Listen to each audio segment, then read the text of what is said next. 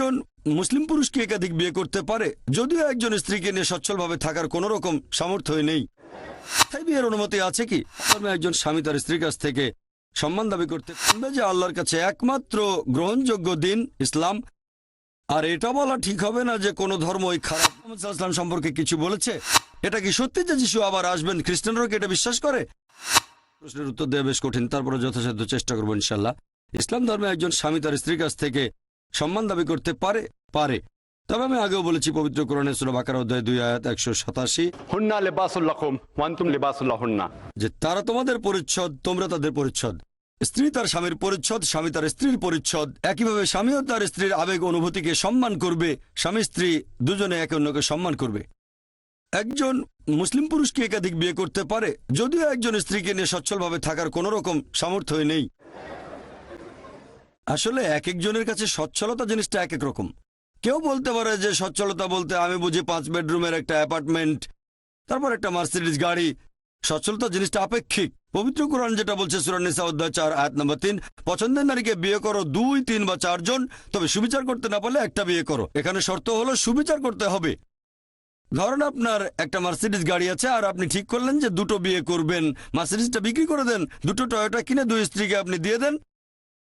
5 রুমের ফ্ল্যাট বেচে দেন, 2টো 2 রুমের ফ্ল্যাট কিনে প্রত্যেক স্ত্রীকে একটা করে দিয়ে দেন, অথবা 2 জন স্ত্রীকে 5 বেডরুমের ফ্ল্যাটে রাখেন। এখানে শর্ত সুবিচার করতে হবে। সচ্ছলতা জিনিসটা আপেক্ষিক। ব্যাপারটা এমন না যে সচ্ছলতা মানে আপনি বলতে চাচ্ছেন একটা নির্দিষ্ট সম্পদ থাকতে হবে, তাহলে তো গরিব লোকেরা একাধিক বিয়ে করতে পারবে না। এটা কোনো শর্ত না। আমি শিওর মুসলিমরা মানবে যে আল্লাহর কাছে একমাত্র গ্রহণযোগ্য দিন ইসলাম। আর এটা বলা ঠিক হবে না যে কোনো ধর্মই খারাপ না। আমিও একমত। পবিত্র কোরআন বলছে সূরা আলে ইমরান অধ্যায় 3 আয়াত নম্বর 19, ইন্নাদ-দীনা ইনদাল্লাহিল ইসলাম, আল্লাহ সুবহানাহু ওয়া তাআলার কাছে একমাত্র গ্রহণযোগ্য দিন হচ্ছে ইসলাম। আমি সম্পূর্ণ একমত। যদি কেউ বলে যে কোনো ধর্মই খারাপ না আর সেখানে থেমে যায়, আমি মেনে নেব না। মুসলিম হিসেবে আমি সেটা মানব না। কারণ সূরা আলে ইমরান অধ্যায় 3 আয়াত নম্বর 64, তাআলাউ ইলা কালিমাতিন সাওয়াইন বাইনানা ওয়া বাইনাকুম, এসো সেই কথায় যে আমাদের ও তোমাদের মধ্যে এক। আমি এখানে বলতে পারি যে সব ধর্মই ভালো কথা বলে, কারণ সব ধর্মই ভালো খারাপ দুটো জিনিসই শেখায়, ইসলাম বাদে। ইসলাম শুধু ভালোটা শেখায়। আমি এটা বলবো না যে কোনো ধর্মই খারাপ না, তবে সাদৃশ্যগুলো দেখানোর জন্য বলতে পারি যে সব ধর্মই ভালো জিনিস শেখায়। প্রথমে আমি বিভিন্ন ধর্মের ভালো পয়েন্টগুলো নিয়ে বলি, তারপর বলি খারাপ পয়েন্টগুলো নিয়ে। এভাবে বলতে পারি যে কোনো ধর্মই আসলে সবকিছু খারাপ শেখায় না, এভাবে বলতে পারেন। তবে কোনো ধর্ম খারাপ না এটা বলে থেমে যাবেন না, এভাবে অন্যদের খুশি করতে পারেন। কারণ পবিত্র কোরআন বলছে সূরা আলে ইমরান অধ্যায় 3 আয়াত 85 যে ইসলাম ব্যতীত অন্য কোনো দিন আল্লাহ তাআলার কাছে গ্রহণযোগ্য হবে না।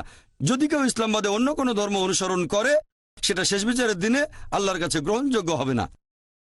এটা কি সত্যি যে যিশু আবার আসবেন? খ্রিস্টানরাও কি এটা বিশ্বাস করে? হ্যাঁ, আমরাও মানি। কোরআন বলছে সূরা নিসা অধ্যায় 4 আয়াত 158 যে আল্লাহ যীশু খ্রিস্টকে জীবন্ত উপরে তুলে নিয়েছেন। আমরা মানি তিনি এখনো জীবিত। আর যিশুকে জীবন্ত তুলে নেওয়া হয়েছিল কারণটা কি? কারণ যীশু খ্রিস্ট হলেন আল্লাহ সুবহানাহু ওয়া তাআলার একমাত্র রাসূল, যার অনুসারীরা ভুল করেছে যে তিনি নাকি নিজেকে ঈশ্বর বলেছেন।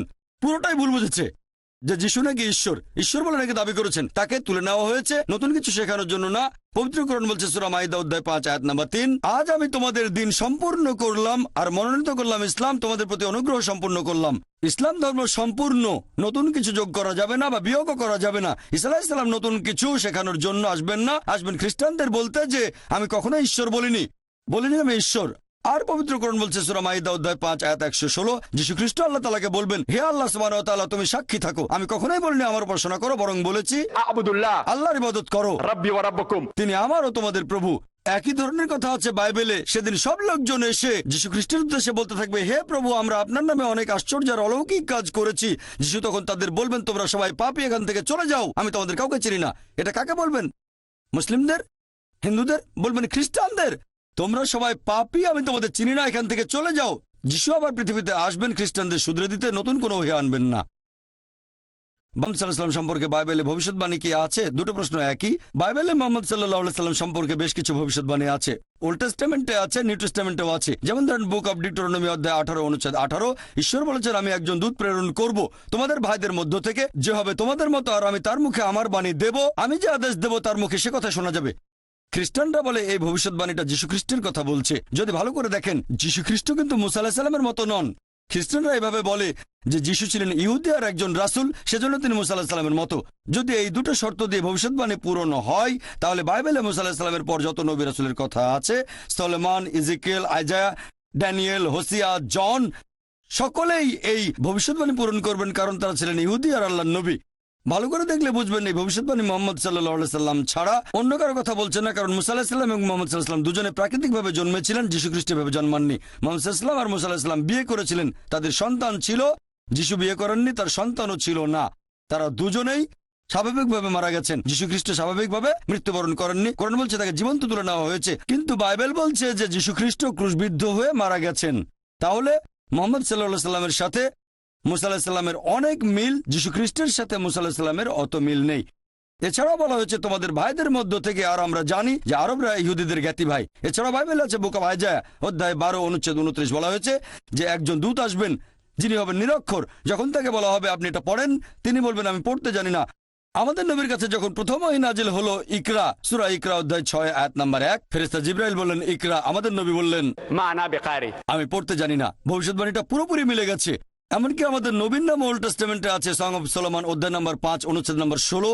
হিব্রুতে বলা হয়েছে حكم متكم بكل محمد زيدودي وزيراي بين جيروسلم মোহাম্মদিন 17 ভাষায় ইম শব্দটা দিয়ে সম্মান বোঝানো হয়। হিব্রু ভাষাতে মোহাম্মদ ইম, মোহাম্মদিম। ইম সম্মানের জন্য নামটা আসলে মোহাম্মদ, সম্মানের জন্য ইম, সেজন্য হয়ে গেল মোহাম্মদিম। তবে অনুবাদ করা হয় তার মুখের ভাষা খুব মিষ্টি আর তিনি সবকিছু নিয়ে মনোরম। তিনি আমার প্রিয়, তিনি আমার বন্ধু, হে জেরুজালেমের কন্যারা। তবে ওল্ড টেস্টামেন্টের অরিজিনাল ম্যানুস্ক্রিপ্টে মোহাম্মদ নামটা পাবেন।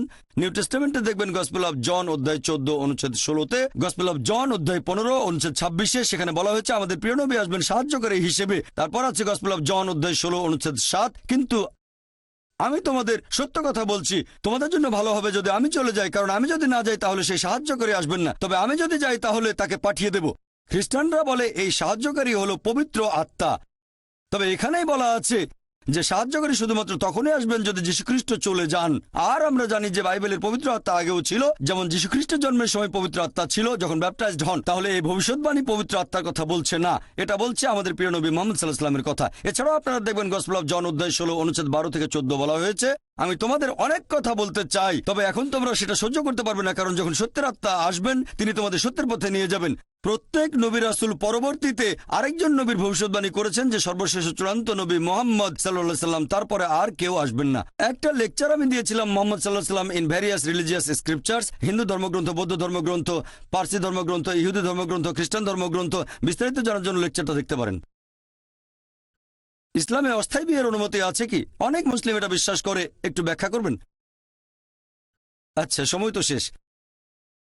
যদি মুতাবিয়ের কথা বলেন, ইসলামে এর অনুমতি নেই। হ্যাঁ, আমি একমত, আমাদের নবী প্রথম দিকে বলেননি, এটা ভুল, কারণ ইসলামে অনেক নির্দেশ ধাপে ধাপে এসেছে, যেমন অ্যালকোহলকে নিষিদ্ধ করা হয়েছে ধাপে ধাপে। একইভাবে নবী এ ব্যাপারে কিছু বলেননি। তবে এটা 7ম হিজরিতে তাবুকের যুদ্ধের সময় নবী পরিষ্কার করে বলেছেন যে মুতাবিয়ে হারাম। বাকি প্রশ্নগুলো সময় পেলে বলবো ইনশাল্লাহ। সালাফি.9 রাসূলের কথা বলে।